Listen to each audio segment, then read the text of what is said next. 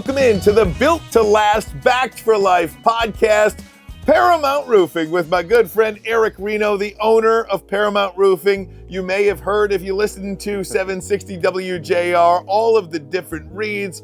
I'm having a lot of fun doing them. So Eric, thanks so much for being here. Ryan. Absolutely. Talk to me a little bit about how Paramount started, your background, and how you got into this space. Yeah, I was doing some landscaping and a friend was like, hey, my uncle just started this roofing subcontracting company. Do you want to come and clean the ground for a few bucks an hour cash? And I said, yeah, I'll try it. Why not, And I started cleaning the ground, and from there I just kind of kept working up. Well, once I started to see how, one, like homeowners were treated, and then two, how like employees were treated, right? I was like, there's so much room to bring fresh air into this industry and really make a difference. So it kind of just stuck with me, and it's lived with me ever since. So that's kind of my dedication, is to make this a better place. Your dedication has led to a motto, and I think it's a motto that is really important. Built to last and backed for life. Those aren't words in a campaign slogan. Those are what your company's motto is. 100%. Talk to me about that. Yeah, I mean, it's just coming up with like who we are and what we stand for, is like, core values, but also core values that we can also give out. So built to last, backed for life, meaning we're going to put the highest quality and attention and detail into every project that we do, and we'll back it for life. For me, there was no point in having like a 10-year warranty, because if you call me with a problem, I'm going to treat it as if it's under warranty no matter what. So why don't I just back it for life? That's so important, because roofs are one of the big expenses that homeowners can fall under. And there are certainly, we'll talk about some of the details, but it's a big job for a lot of homeowners to undertake. Which company do I go with, and what's the cost going to be to me? How am I going to work with the time of the budget, the money of the budget, and everything like that? These are things we'll go through, but one of the things about your company at Paramount Roofing, you talk about wanting to make a difference. The way you treat your employees, the way they treat their customers, those things matter. Talk to me about that.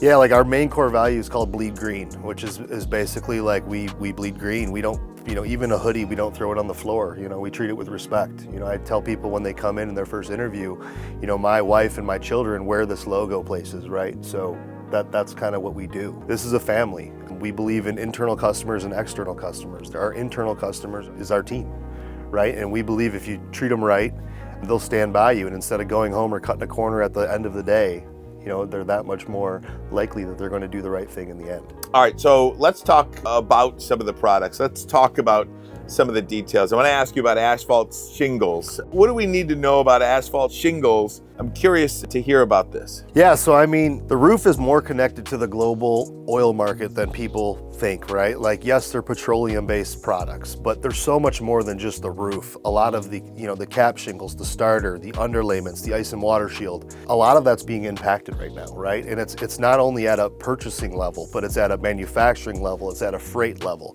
it's at a delivery level. All the organic material that creates the shingle is all imported when we put it together, right? The entire roofing industry is a global industry, and it's not just where we buy the material and what we're installing and who's putting it on. And those prices will fluctuate too, based on oil markets and tariffs and everything like that. Yes. And those could change by the week, by the month. 100%. The price per barrel, or, we use a lot of aluminum, we use a lot of steel, right? We're putting on galvanized nails, we're putting on aluminum drip edge, we're using aluminum flash cards, aluminum counter flashing. There's components with metal roofs that are, as you know, in the market, just like gold and silver, right? These prices change every single day, every minute, right? Like the stock market, they're moving. So the volatility of the market, right, changes our prices too. When somebody calls you and says, I need a new roof, I'm not sure what to put on. Yeah. What type of roof to put on? Yeah. It's kind of like the good, better, best scenario, right? Like what are your expectations? What do you want, right? And then what are your expectations? Is it the last roof I'm ever gonna have? Is it something that, is super curb appealing with a lot of detail? And as far as like manufacturers, like we stand by certainty till the end for sure, but there's a lot of good manufacturers out there. And just like bathroom tile, like I can buy the bathroom tile and install it myself. It's not gonna be a good bathroom. It's not gonna be well done, right? So it's not the materials so much that we're buying. We can install the shingles upside down and they're still gonna keep water out, right? It's just how long are they going to keep water out, right? And if there's something wrong, when there's something wrong, because these systems are built for 50 years, who's going to be there to take your call? It's a great question. When somebody needs a new roof, when somebody looks at the roof, a storm has come, maybe they have a leak, some shingles missing, they call, they realize they need a new roof. It is a big expense. People might get a number of different quotes. Yeah. Talk to me about why perhaps getting or using the cheapest option out there could be the most expensive decision that you make in the long run. Yeah, I mean, when you get roofing prices or any, I think, service business prices, you're going to get from, A to Z different pricing, right? And again, it's what are the expectations and what's the predictability of the outcome? If we were going to go get coffee at the gas station, we're going to go get coffee at the Starbucks, there's going to be two completely different price models, both coffee, right? You know, and you can predict the outcome at Starbucks. It's going to be warm, it's going to be fresh, the beans are going to be crushed, right? It's going to be giving to you exactly what you want with your name on it. At the gas station, I don't know how long that pot's been sitting there. But sometimes there's a couple different, expectations that come out of this. But we see it every day, like we'll be tagged in, like Nextdoor app, for instance, right? Everybody uses Nextdoor to talk to their neighbors and recommend and not recommend companies. And they'll say, I hired this handyman, I hired this roofing company, my roof's only X amount of years old, now it's leaking. Or they didn't finish the job, they took the money. Or, a list of things, right? It's like, now you have to call me and hire me, and now you're paying my price plus their price. Now you just paid for the most, you might as well have got a roof made of, silver. We were just talking about the way you treat the customer. Is pricing one of those ways you take that to heart as well, to give them a good, honest quote, and certainly not lowball them, not tell them that they're getting a price and then upcharge them when the job's done or anything like that, which happens all the time as well. You're treating the customer with respect to know that they have a fair quote. Absolutely. All the pricing is put into our system, and it's not, you can't move it, right? It's not like, oh, this person lives here, so the price is going to be higher. This person here lives here, the price is going to be lower. Everything's put in there at a fair market value, right? We're not the highest guy out there, I promise you that. And we're also not the lowest guy out there. We have infrastructure. We have project managers assigned to each job. We do multiple cleanups. There's a lot of things we do in order to have the predictable outcome that we need to ensure the customer satisfaction, 5-star experience, and a good roof job.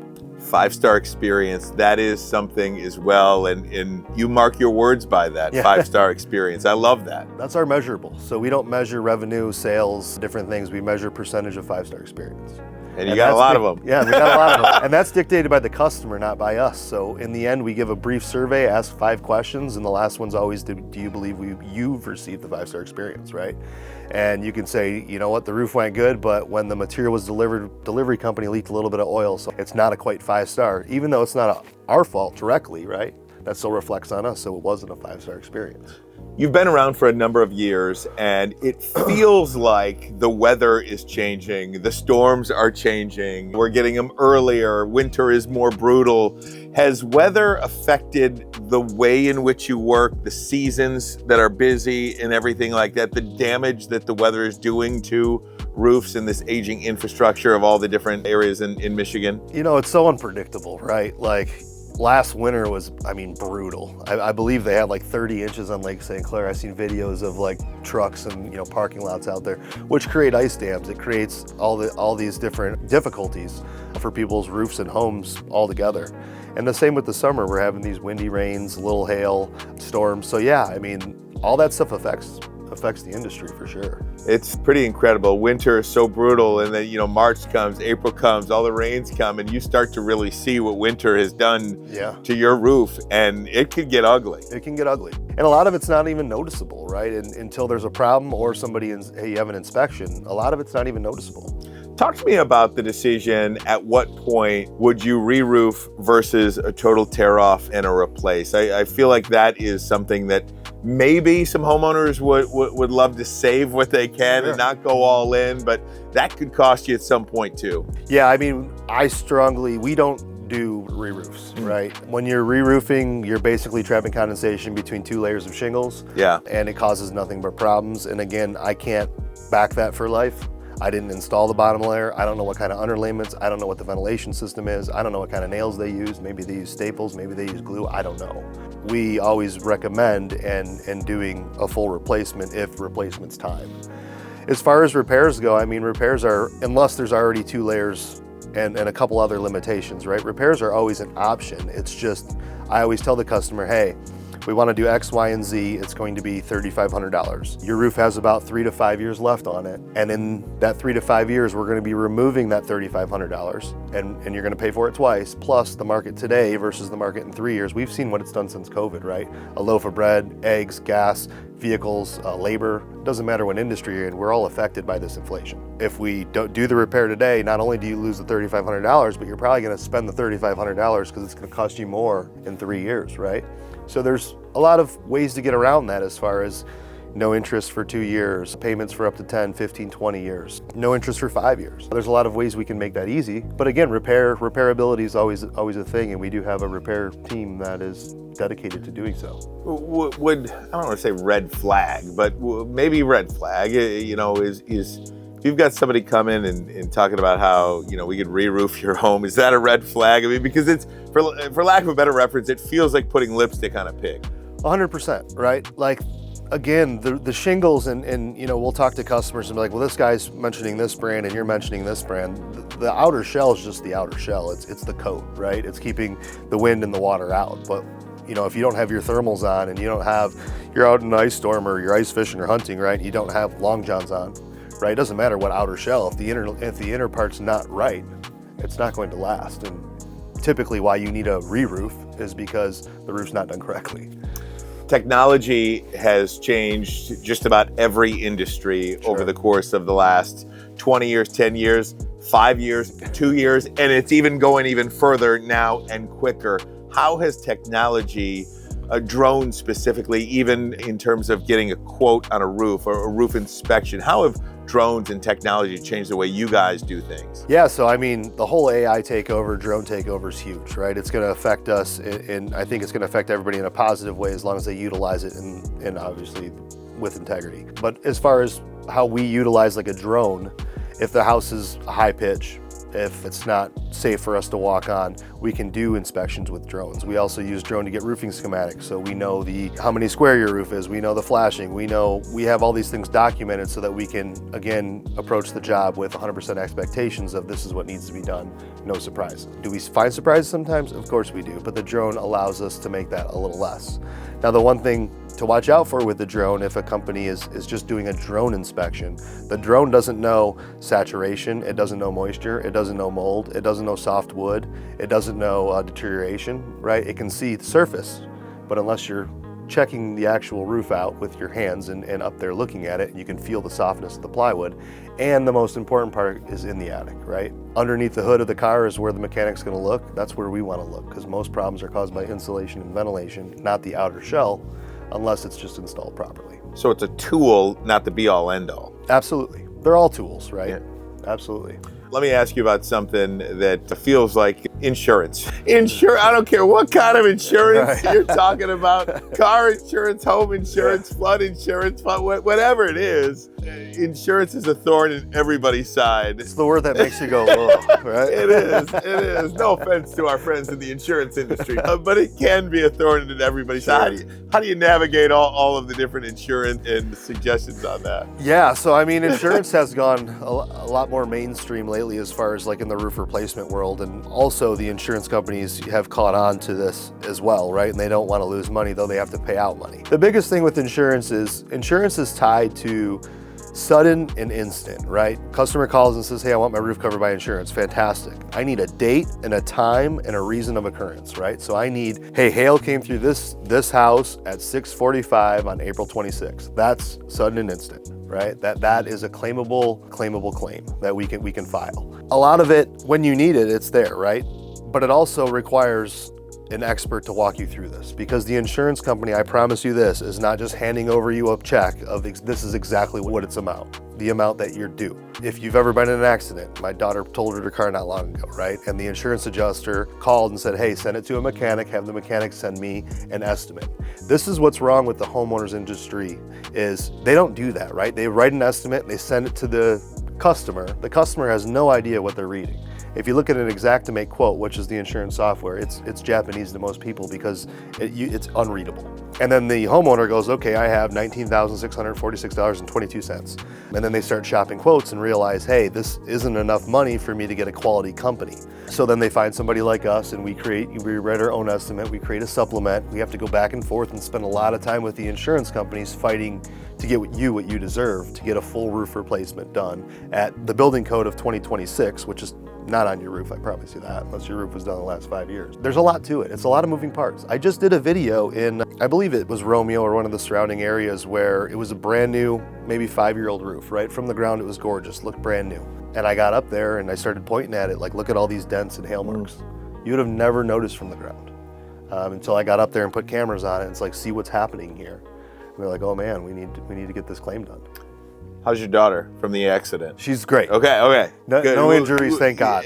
Thank God for that. Wanted to put that out there as well. You say something you may not be able to tell from the street, looking at it from the street. 100%. What about curb appeal? Curb appeal, you're driving by, maybe how you're looking at a house on the market. House looks great.